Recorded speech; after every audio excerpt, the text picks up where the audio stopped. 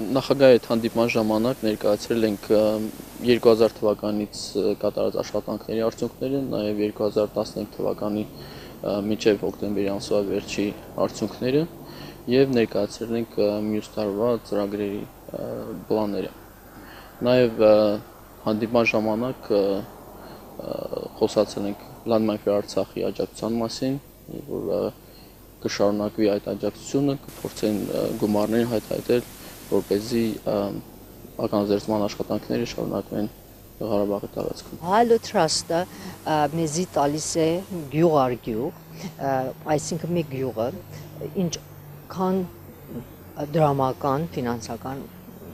պետք ունի, որ մաքրվի։ Քանի բնակչություն ունի, ուր է գյուղը, այս տարի 3 տարվա մեջ 3 գյուղ մաքրել ենք։ 2015-ին